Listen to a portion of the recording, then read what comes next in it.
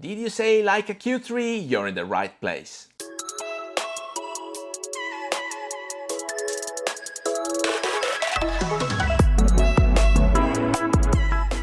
Hello everybody, welcome back to the channel. Thomas Love here from beautiful Vancouver, British Columbia, and today I would like to discuss you about potential news in the Leica system and especially in the Q system. So we are all waiting for this Q3 to be released anytime soon, maybe next year, maybe not.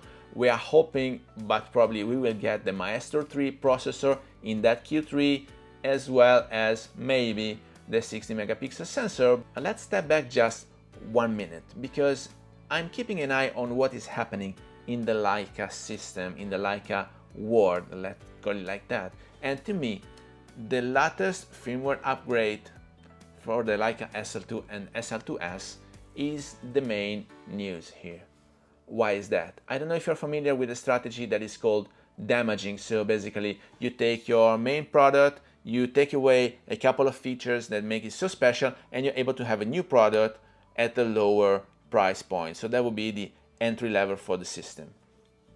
It happens every day in also many other categories. The best example I can come up with to let you understand fully what it means, it's the Porsche Cayenne that was released in 2002. It was the very first SUV from Porsche and it hit the market as Porsche S and Turbo. And then eventually 1 year later in 2003 they released also the base Porsche Cayenne. So now they had the base one, the S model and the Turbo, meaning that with the base model they just removed the 4.5 liters engine and they placed a 3.2 or 3.6, I don't remember, but anyway they were competing with many other brands at the same price point and eventually stealing some user from other brands and having them entering the Porsche system. And so once you are a Porsche guy, eventually you only want to upgrade, right? You don't want to step back and go purchase a Ford as the next car. So this is what happened with the Leica SL2. They removed the 47 megapixel sensor, they placed the 24 megapixel sensor, they positioned it $1,000 less, and eventually they started saying this was better for videos. And so what happened? That many wedding photographers started purchasing the SL2, and with the $1,000 they saved, they were able to purchase a Sigma lens. If you are a wedding photographer, you are competing with a lot of young people that have their Sonys and they're asking for like $2,000–3,000 for the whole service. But if you want to position yourself a bit higher, like 5K, 10K for the same photos and videos of the same day wedding, you have to deliver a better end result. So you have to deliver better pictures, you have to deliver better videos. And how can you do that if you're competing against Sony? Well, a Leica might help.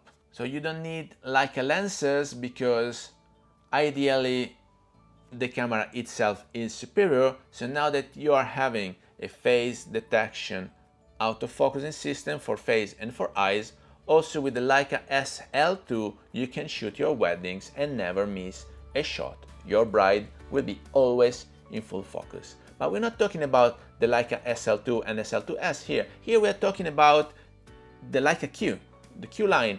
The Q was very successful, the Q2 we all loved it, and we're all now waiting for the Leica Q3 to be released. And the point is as simple as that. As the SL2 was very successful, I'm expecting to see the same thing happening to the Q line. So you cannot do any damage to the Q2 because it's too old, but the Q3, why not? Eventually we are seeing a Q3s released with a lower megapixel, aiming at videos as well, but also why not? We might see a Leica QM. Where does this come from?